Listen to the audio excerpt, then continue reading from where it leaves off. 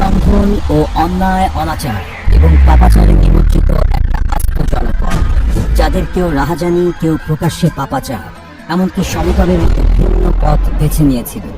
দিনের পর দিন তাদের এই ঘৃণ্য কাজের সংখ্যা জ্যামিতিক হারে বাড়তেই থাকে।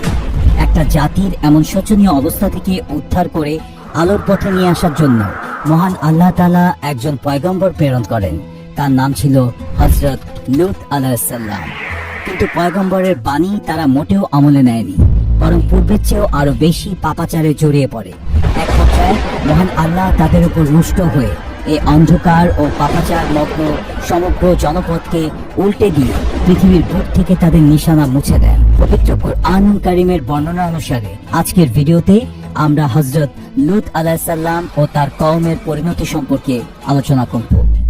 হযরত লূত আলাইহিস সালামের পরিচয়। হযরত লূত আলাইহিস সালাম ছিলেন হযরত ইব্রাহিম আলাইহিস সালামের আপন ভাতিজা। চাচার সাথে তিনিও একসময় জন্মভূমি বাবেল শহর থেকে হিজরত করে বাইতুল মুকাদ্দাসের অদূরে কেনআন নামক স্থানে চলে আসেন।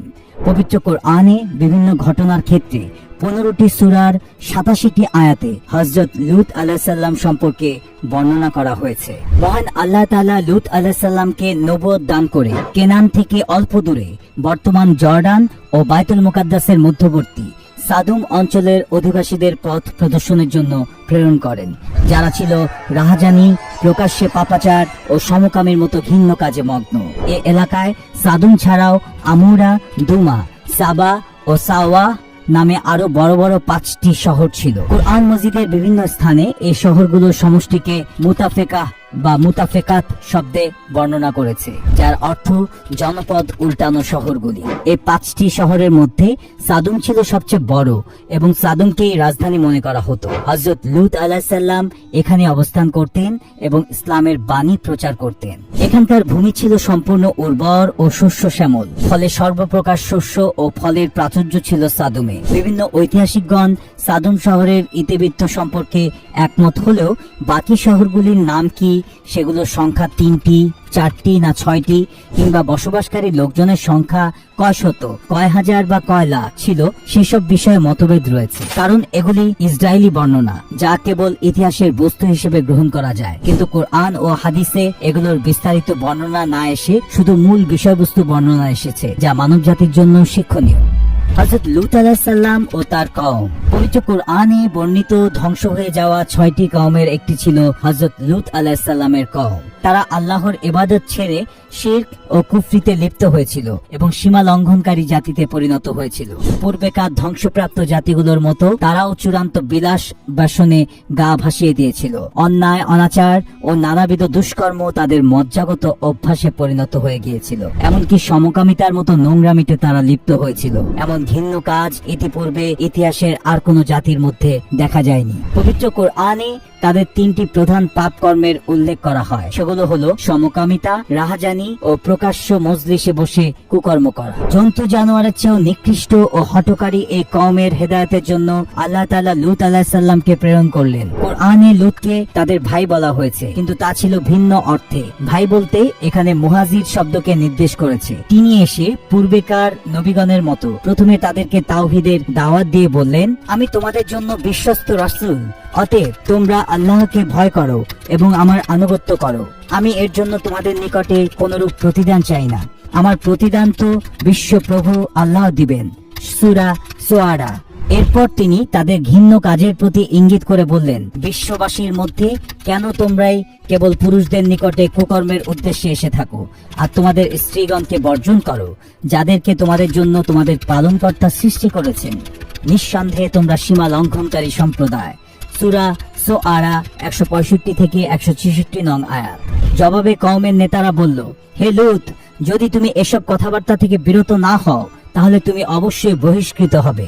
লূত আলাইহিস সালাম বললেন, আমি তোমাদের এইসব কাজকে ঘৃণা করি। তিনি তাদের 3টি প্রধান নোংরামের কথা উল্লেখ করে বলেন, তোমরা এমন অশ্লীল কাজ করছো যা তোমাদের পূর্বে পৃথিবীর কেউ কখনো করেনি। তোমরা কি সমকামিতে লিপ্ত আছো, রাহাজানি করছো এবং নিজেদের মজলিসে প্রকাশ্যে পাপকর্ম করছো? জবাবে তার সম্প্রদায় কেবল একথা বলল যে, আমাদের উপরে আল্লাহর গজব নিয়ে এসো যদি তুমি সত্যবাদী হও। তিনি তখন বললেন, হে আমার পালনকর্তা, এই দুষ্কৃতকারী সম্প্রদায়ের বিরুদ্ধে তুমি আমাকে সাহায্য করো। সূরা আনকাবুত আয়াত 28 থেকে 30। নিজ কওমের প্রতি হযরত লূত আলাইহিস সালামের দাওয়াতের ফলশ্রুতি মর্মান্তিক রূপে ফিরে আসে। তারা এতই হঠকারী ও নিজেদের পাপকর্মে অন্ধ ছিল যে তাদের কেবল একটাই জবাব ছিল, তুমি যে গজবের ভয় দেখাচ্ছ তা নিয়ে আসো দেখি। কিন্তু কোন নবী স্বীয় কওমের ধ্বংস চান না। তাই হযরত লূত আলাইহিস সালাম সবর করেন ও তাদেরকে পাপাচার ছেড়ে আলোর পথে আসার জন্য বারবার উপদেশ দিতে থাকেন। বলা বাহুল্য, সাদুমবাসীদের পূর্বে পৃথিবীর ইতিহাসে সমকামিতার মতো এমন কুকর্ম কেউ করেছে বলে প্রমাণ পাওয়া যায়নি।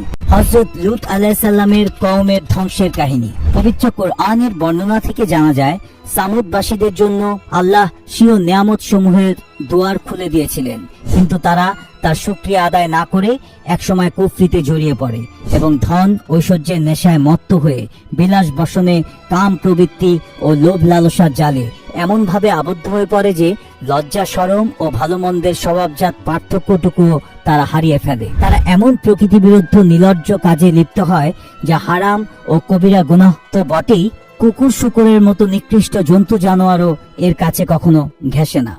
আল্লাহ বলেন, মানুষ যখন দেখে যে সে কারো মুখাপেক্ষী নয় তখন সে বেপরোয়া হয়। সূরা আলাক 6 থেকে 7 নং আয়াত। তারা এতটাই বেপরোয়া হয় যে লূত আলাইহিস সালামের উপদেশ বাণী ও আল্লাহর গজবের ভীতি প্রদর্শন তাদের হৃদয়ে কোনো রেখাপাত করেনি। উল্টো তারা তাদের নবীকে শহর থেকে বের করে দেবার হুমকি দিয়ে বলে, তোমার প্রতিশ্রুত আযাব এনে দেখাও যদি তুমি সত্যবাদী হও। তখন লূত আলাইহিস সালাম নিরুপায় হয়ে আল্লাহর সাহায্য কামনা করলেন। ফলে এক সময় যথারীতি তাদের উপর আল্লাহর গজব নেমে এলো। আল্লাহর হুকুমে কয়েকজন ফেরেশতা মানুষের রূপ ধারণ করে প্রথমে হযরত ইব্রাহিম আলাইহিস সালামের বাড়িতে পদার্পণ করলেন। তিনি তাদেরকে মেহমানদারির জন্য একটা আস্ত বাছুর গরু জবাহ করে ভুনা করে তাদের সামনে পরিবেশন করলেন, কিন্তু তারা তাতে হাত দিলেন না। এতে ইব্রাহিম আলাইহিস সালাম ভয় পেয়ে গেলেন।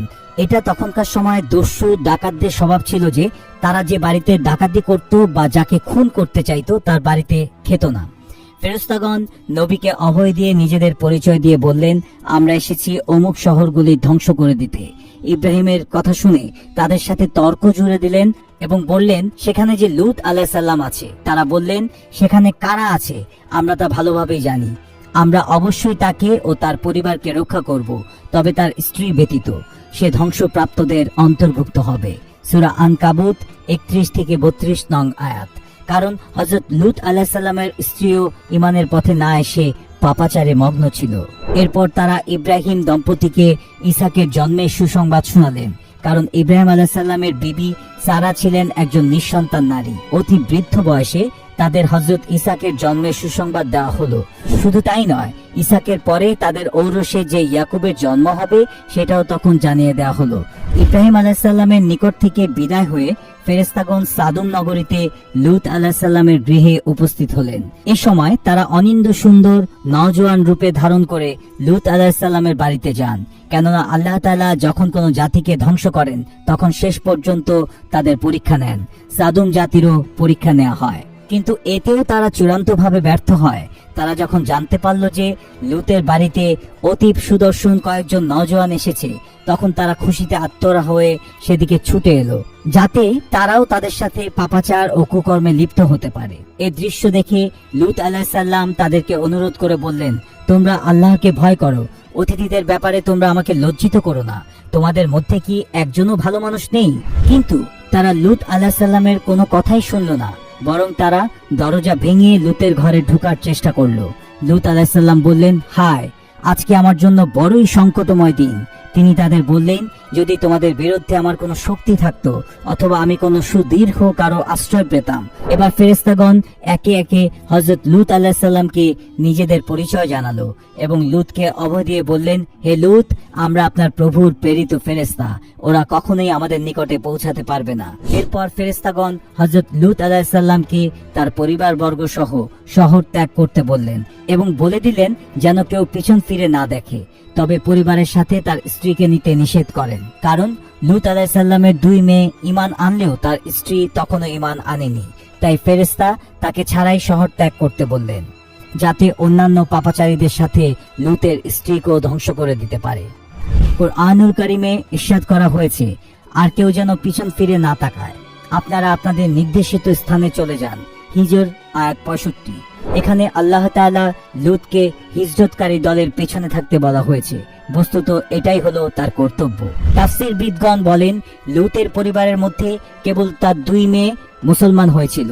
তবে লূতের কওমের নেতারা লূতকে সমাজ থেকে বের করে দেবার যে হুমকি দেয়, সেখানে তারা বহুবচন ব্যবহার করে বলেছিল, এদেরকে তোমাদের শহর থেকে বের করে দাও, কেননা এই লোকগুলি সর্বদা পবিত্র থাকতে চায়। অন্যত্র বলা হয়েছে, অতঃপর আমরা তাকে ও তার পরিবার সবাইকে নাজাত দিলাম। সূরা শুআরা আয়াত 170। এখানে আজমাইন বা সবাইকে শব্দের মধ্যে ইঙ্গিত পাওয়া যায় যে ঈমানদারগণের সংখ্যা বেশ কিছু ছিল। অতএব এখানে লূতের পরিবার বলতে তার দাওয়াত কবুলকারী ঈমানদারগণকে সম্মিলিতভাবে আহলে ঈমান বা একটি ঈমানদার পরিবার গণ্য করা হয়। তবে প্রকৃত ঘটনা যেটাই হোক না কেন, কেবলমাত্র নবীর অবাধ্যতা করলেই আল্লাহর গজব আসাটা অবশ্যম্ভাবী। এমনকি নবী পত্নী হয়েও লূতের স্ত্রী গজব থেকে রেহাই পাননি। এরপর নেমে এলো সেই কাঙ্ক্ষিত গজব। লূত ও তার সাথীগণ যখন নিরাপদ দূরত্বে পৌঁছান, তখন জিবরিল আলাইহিস সালাম আল্লাহর নির্দেশ পাওয়া মাত্রই সূর্যের সাদিকের সময় তাদের শহরগুলোকে উপরে উঠিয়ে উপর করে নিচে ফেলে দিলেন এবং সাথে সাথে প্রবল বেগে ঘূর্ণিবায়ুর সাথে বিভিন্ন প্রস্তর বর্ষণ শুরু হয়। আল্লাহ বলেন, অবশেষে যখন আমার হুকুম এসে পৌঁছালো, তখন আমি উক্ত জনপদের উপরকে নিচে করে দিলাম এবং তার উপরে ক্রমাগত ধারায় প্রস্তর বর্ষণ করলাম। সূরা হুদ আয়াত 82 থেকে 83। কুকর্মে জড়িয়ে পড়া হযরত লূত আলাইহিস সালামের কওমকে আল্লাহ তাআলা এভাবে পৃথিবীর বুক থেকে নিশ্চিহ্ন করে দেন এবং তার নাফরমান কওমের শোচনীয় পরিণতি বর্ণনা করে এর মাধ্যমে আল্লাহ ভবিষ্যৎ প্রজন্মকে লূতের কওমের ঘটনা ও তাদের উপর আসা গজব থেকে শিক্ষা নিতে বলেন।